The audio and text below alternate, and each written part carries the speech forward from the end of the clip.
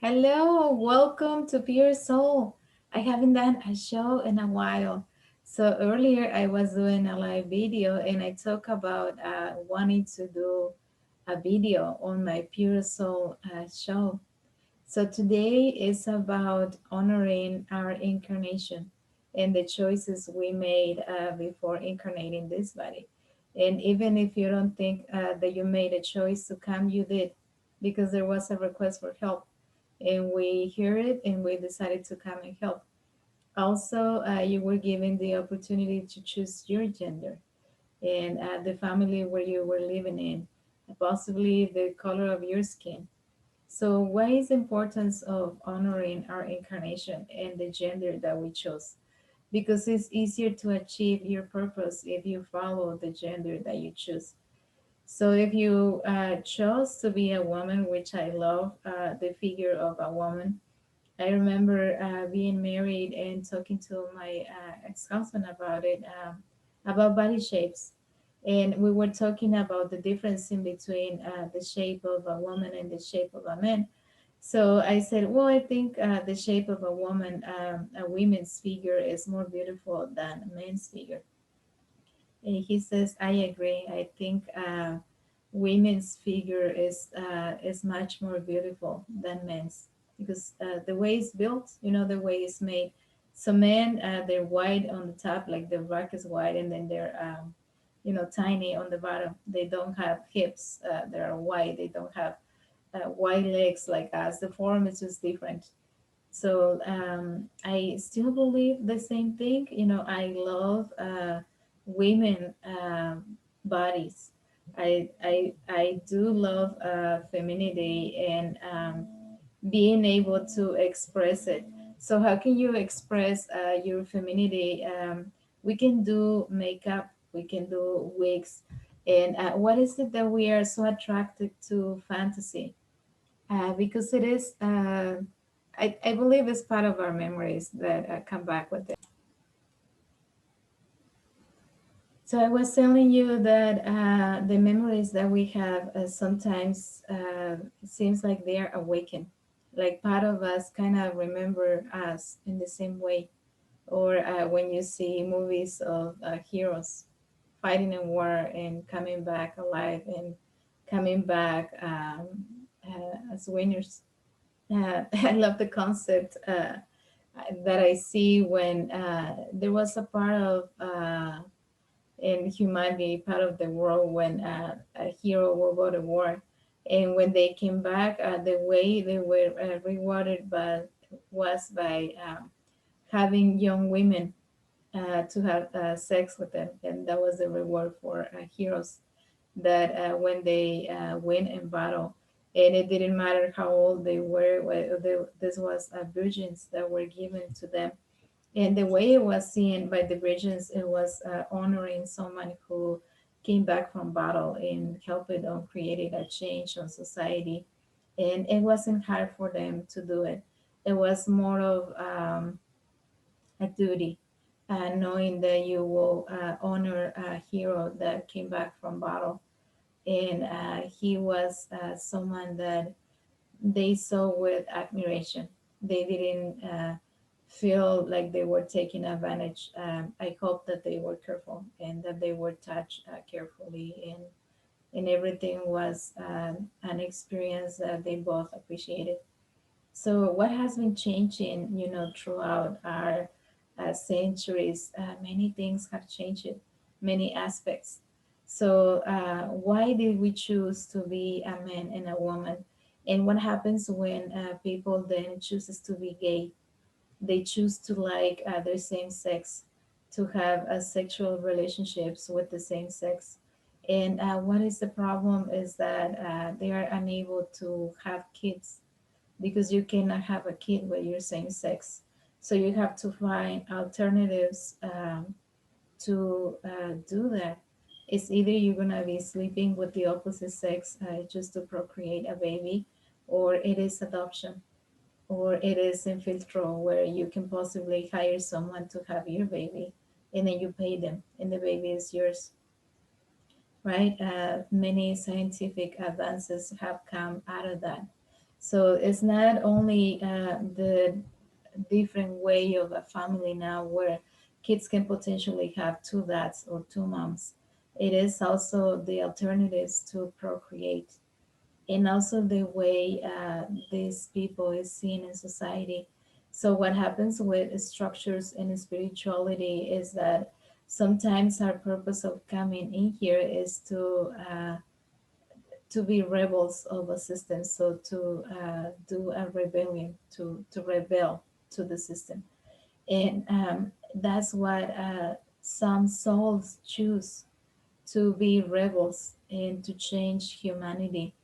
And I do know that it's hard for parents, especially if you have a teenager in high school. And when they tell you their girlfriend is bisexual, or the way they see bisexuality is like in a way that us as parents don't understand, or we're kind of behind because we don't understand being bisexual. I remember my older son was dating a girl who he mentioned she was bisexual. And I say, if you were gonna choose her to be the mother of your kids, I think it's gonna be a tough one, you know, because it is painful when your significant one cheats with someone the opposite sex. You feel you're not good enough. I said, imagine when your significant one cheats with their same sex. It's even you're not even good enough. It's even more you're not even so good enough that they have to go and find someone from their same sex to replace you. And I said that can potentially bring a lot of issues and a lot of fights. And fights are not helpful, and they are not healthy when you have kids. So I say, if you would have asked me if I will like or approve of you marrying her comparing to a girl that likes men, I will probably tell you I will prefer you to marry someone that likes men instead of someone bisexual. And he says, this is a problem with parents like you, that you are not open minded. You guys are not open minded to this kind of concepts. So I asked him, well, now you're trying to tell me that you're gay? And he says, no, I'm not gay. I like women. So what we've been encountering now in our society is that when high schools support and promote or create clubs or organizations or events for bisexual people, is that they are encouraging that type of behavior. So parents are having a hard time now understanding why their daughter who used to date boys now is dating girls, and vice versa. You know, the boy who was dating girls now is dating guys, or he's acting more feminine, or he's not wearing makeup, or he's doing demeanors which are associated with femininity or women. So what happens when we are in work situations where you know someone is gay? And typically used to be the behavior where the man tries to behave like women, where they have the hand like that, or just the way they move, or the way they look at you, or they are very like offering of if a man wants to have sex with them, they're very available, right? They make themselves so available. So what happens when you are in an environment like that is that for once it's distracting, and another one is kind of annoying, you know, seeing that someone is so offering and so willing to sleep with a man, and to see how straight men react. And sometimes they will be also talking like women, or they will be just having fun or making fun of the gay person.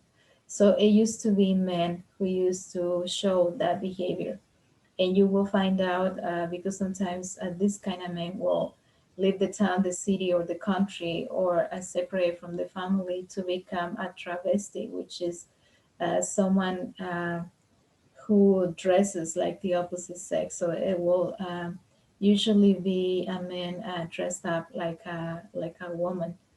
And so the term travesty might not ring a bell, or it might not sound the way you're used to hear it in English. It's used in Spanish.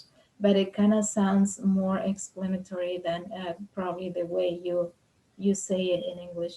So dressing like the opposite sex and wearing wigs and wearing makeup and possibly going at night to find adventures or to sell their body was something very risky that created AIDS. Because what happens when people that has this demand to have sex with the same sex, because it's done the way it's done, it tends to create more sicknesses and infections. Because where sex is done is where excrement is coming out, and that should be something that needs to be disposed. And it's not meant to be to do that with the opposite sex. I know that is also practiced with the opposite sex, but it is something painful, and it is something that could possibly make people sick easier than if you do the regular way, which is vagina and penis. So, hard topics to talk about, but it is in our society. These are not topics for little ones, and I do understand that. So, what is happening in our society that is changing our ways of creating families, in our ways of living, in our ways of looking at each other's? You know, our structures are being broken, but is that something that is needed? I don't have the experience of going for the same sex or being attracted to the same sex. I do like men. I like the opposite sex. And not because I think that a woman's figure is much more beautiful. That doesn't mean that I don't like men's figure. I do like it. You feel that attraction for the opposite sex. So I do not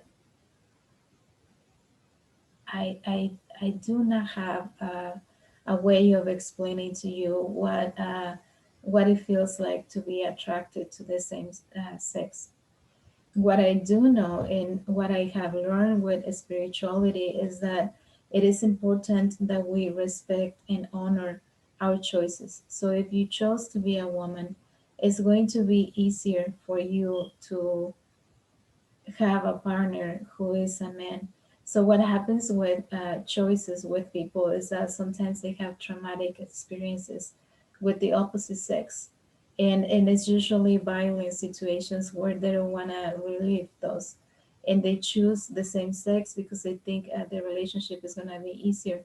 It's not going to be that aggressive, because people from both sexes can be very aggressive, or people that has power over you, like your mother, your father, your uncles, your aunties, or a neighbor, or someone that was just very aggressive and instill fear in you.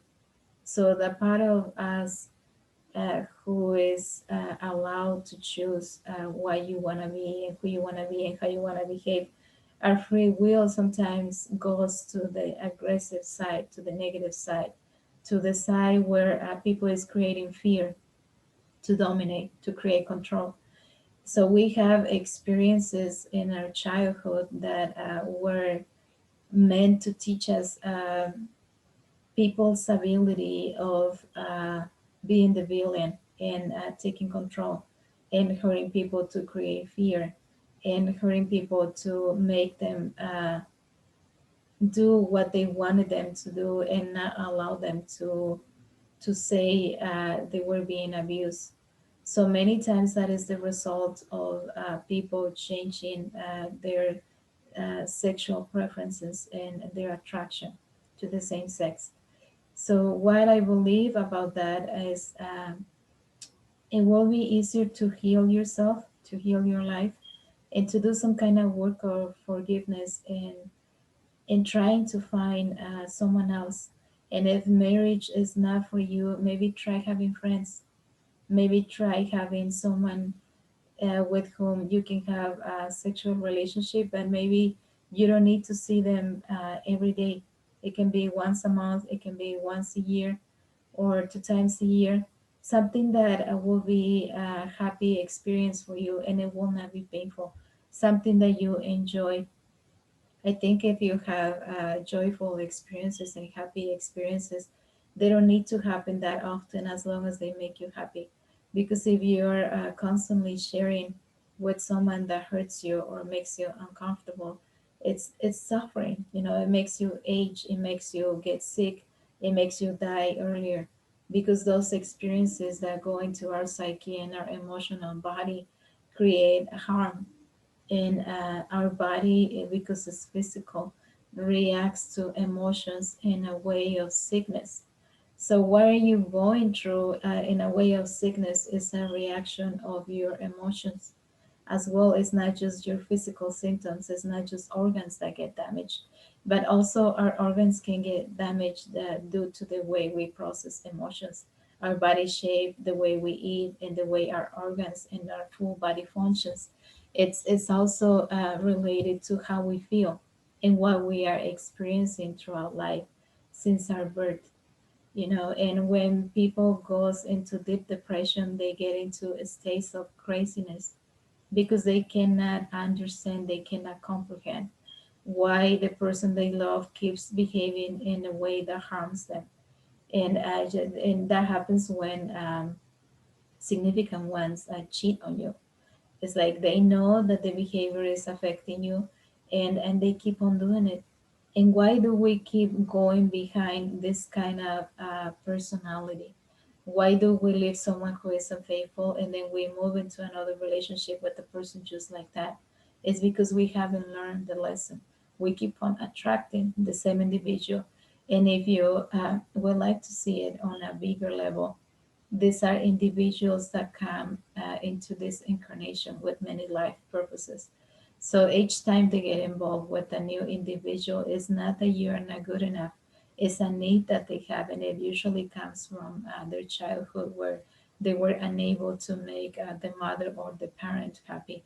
That is one aspect, but there is also another aspect at a grander um, purpose, at a grander manner, in a bigger understanding, is that it's like these people who are actors and actresses, that they go into a movie and they play a character, and then they go into another movie and they play another character, and they believe it, they feel like they live it.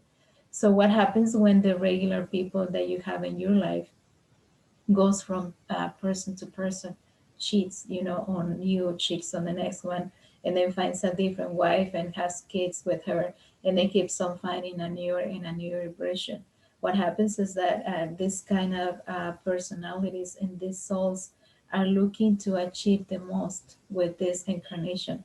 So I don't know if you have heard of women telling stories about their husband having another life, having another wife, having another kids, and they never knew until they passed away. And their way of expressing is that they are surprised about they never noticed. They didn't feel like they were not loved enough. They didn't feel like anything was missing in the relationship, and the man was a good man. But then they find that the man had a secret life. He had another wife, another kids, and he also was loving and caring to the other family.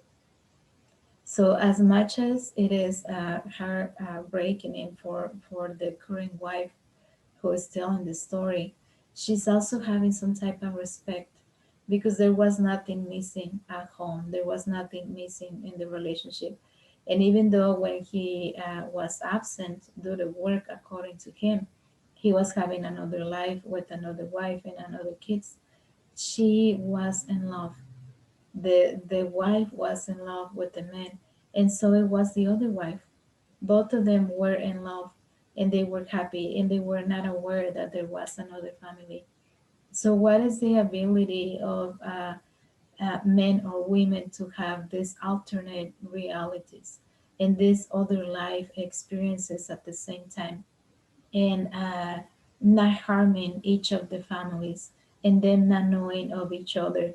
It's like I told you earlier, that they want to achieve the most that they can on this incarnation. So whenever someone is cheating at you, instead of you going crazy about it and thinking you're not good enough, because many times as women we think well, I don't know what was wrong. You know, I was cooking for him. I was only sharing time with him and my kids, or my boy or my girl. and I didn't feel like I was fat. You know, that's gonna be the common comment you're going to hear. I didn't feel that I was fat. You know, my body was fine. I didn't feel like I wasn't attractive, and he cheated on me. So we think that the reason why men cheat on us is because we don't look good. They don't like our body shape. I remember my ex-husband complaining about my belly. He said, "I don't like your belly. Your belly is too big. Your belly needs to be flat, like the one in my background." He wanted that kind of belly, and I couldn't do it. You know, there was no exercise that I will do it, or no diet that I will take that will give me a flat stomach like that. So that was one of the requests that he had that I couldn't comply to. And that would make me feel insecure when I had to be in bed with him because I feel he didn't like me. But also that affected my self-esteem because he was focusing in an area of my body that he didn't like, but I had other areas that were beautiful, like my breasts, my legs, my skin. He told me all the time it was very soft. He loved the color of my skin. He loved the way I smell. So even though he said that he loved being with me, and that even as fighting will make him feel excited, and or talking on the phone will make him being close to me and have an intimate relationship. Whenever we were in bed, and when I found out that he liked another woman that we used to share time with, this was another married lady from a group of friends that we had, and I didn't feel that I wanted to be with him. And I told him, I don't want to be with you in bed because I feel like when you're with me, you're thinking on another woman.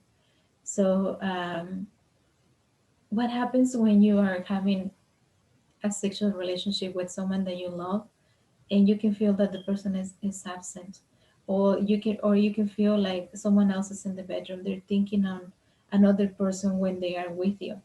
And what is our ability to connect with other people that way? How can people make love to you and think of another person? And is there some kind of connection that is formed due to that? What happens? You know, is there a way of connecting to the person they are thinking of, or is not? And what I can tell you about that is that the communication goes one way. Let's say the man is thinking on another woman and he is with you, that the communication is able to receive is that if that woman he's thinking of has the same desires for him, so she can probably do the same thing, think of him with another partner, or maybe think of him while he is with you, because she's corresponding the feeling, she's corresponding the desire. So this is how I feel the communication works. It goes one way and comes back if it's corresponded. If it's not corresponded, only goes one way and it stops there. And as much as one person can try and connect to this other person, if the other person is not interested, the one person who is initiating the conversation or the desire is not going to feel the connection. So they are going to feel discouraged. They are going to feel they cannot reach the person. It's like when you know that you are poor and you're going for the rich lady, and you're thinking you're not good enough for her and she will not date you because you don't have anything to offer her. And obviously, she cares for money because she has it.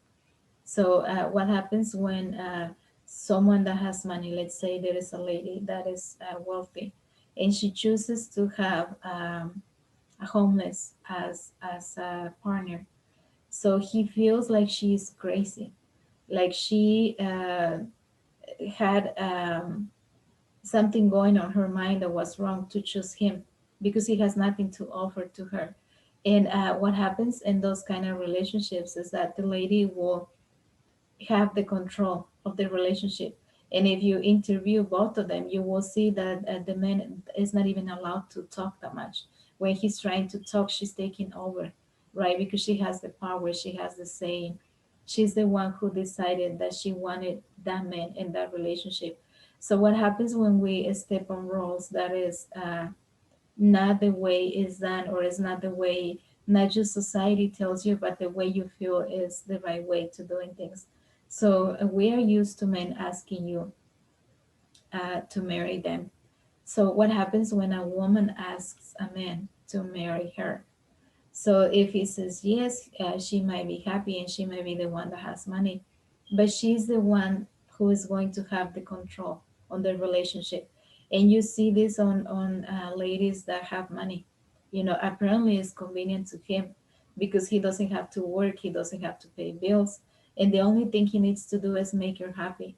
So what happens when he is not making her happy is that not only he's risking not having a place to live, but he's risking not having food. He's risking not sleeping well. He's risking not sleeping in a comfortable place. And he is risking going to any reunion where whatever she says is what it needs to be done. So what happens with this man is that he's gonna want to go and escape that kind of life and try to be free, doing whatever it is that makes him feel free, right?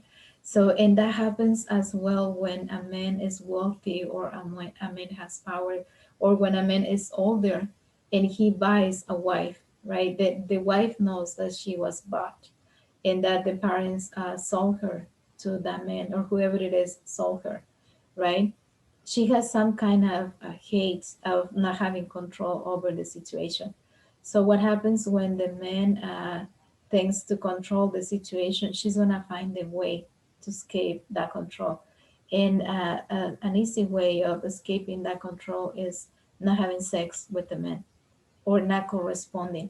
If you're having sex with someone and they're not corresponding, it doesn't feel connected.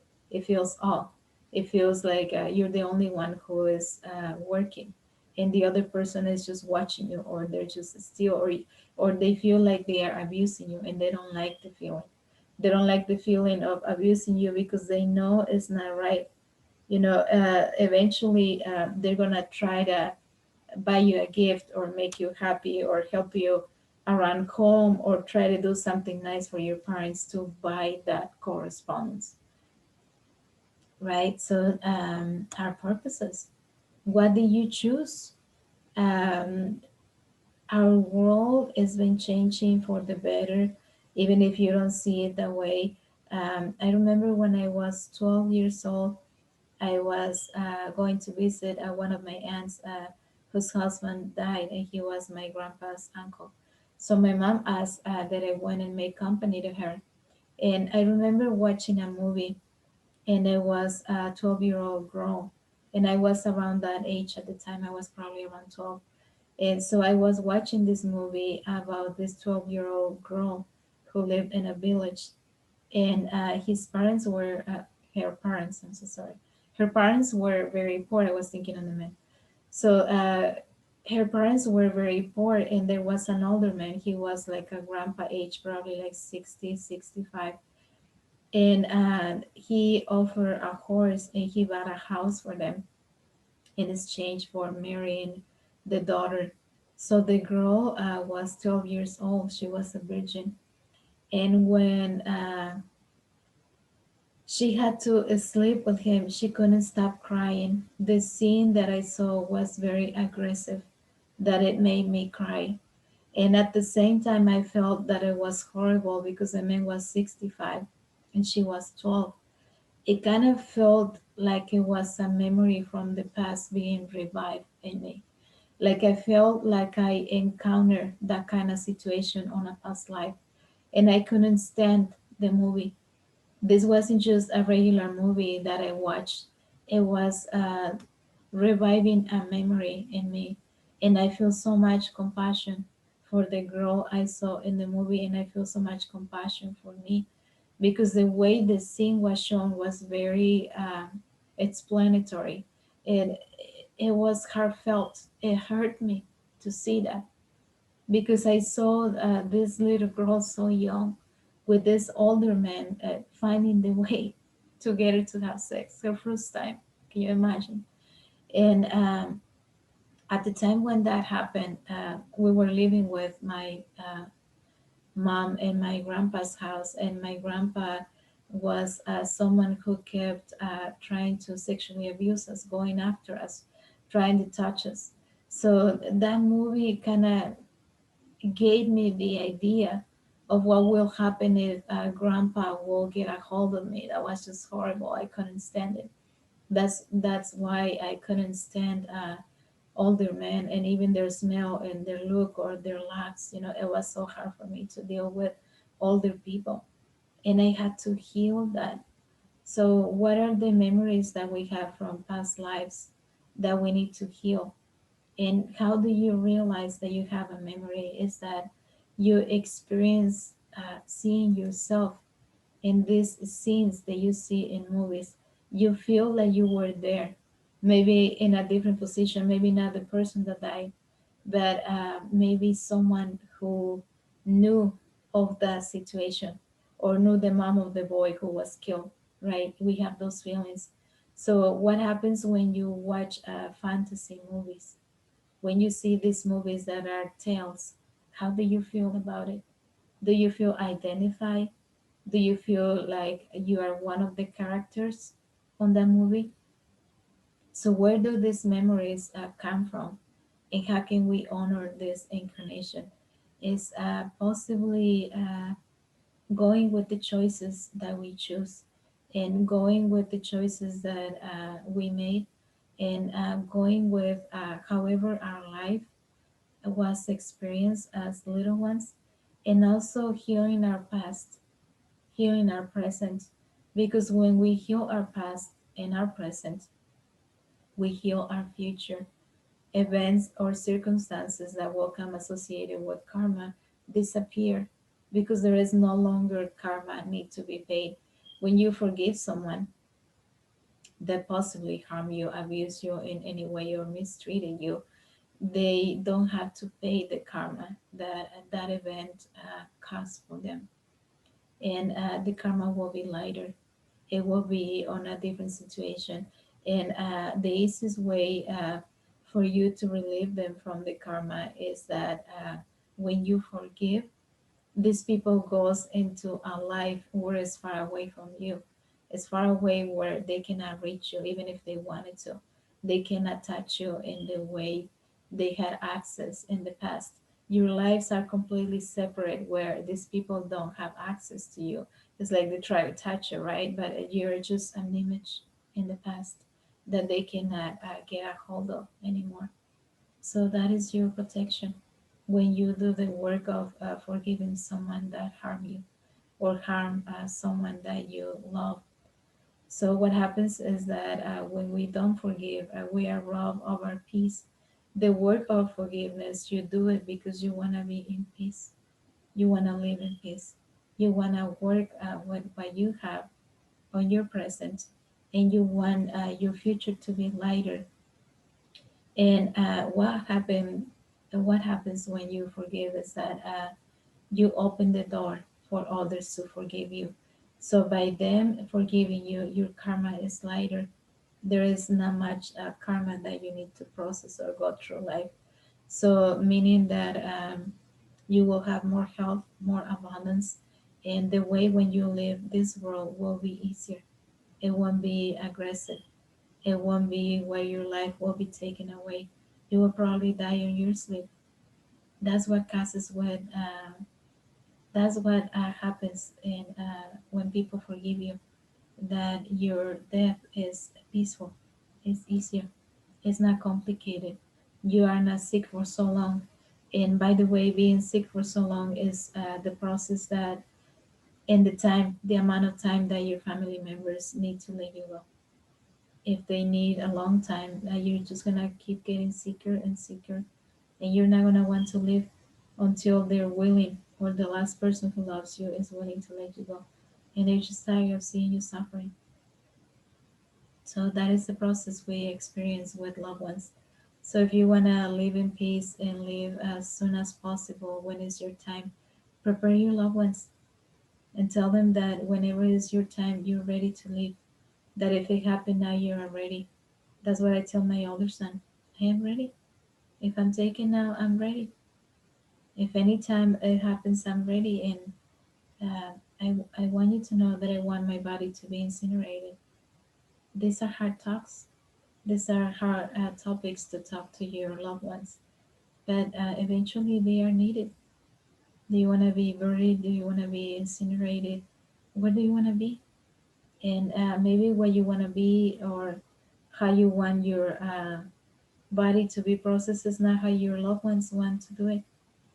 When you have kids, they are usually the ones who decide that what happens when your kids leave before you. Then you have to decide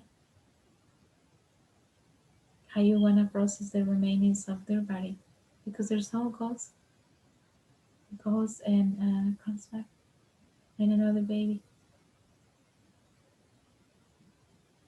I know spiritual talkings are difficult, especially when we're new at spirituality and we think that people don't know what they're talking about, or they're trying to convince us that religion is not good enough, or there is no need for us to go to church.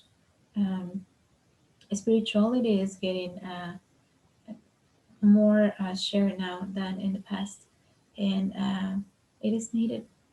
It's needed for us to awaken to a new way of being, a new way of expression, and also to understand the abilities of our soul and our purpose. It doesn't end with this incarnation. You will come back and you will have those memories that I lived this already. I already said that. I already seen this scene. We've been here already. I already told you that. I see it in my mind. I feel it. I feel it in my soul. This is not the first time I see you. I met you before. I love you. Thank you for watching.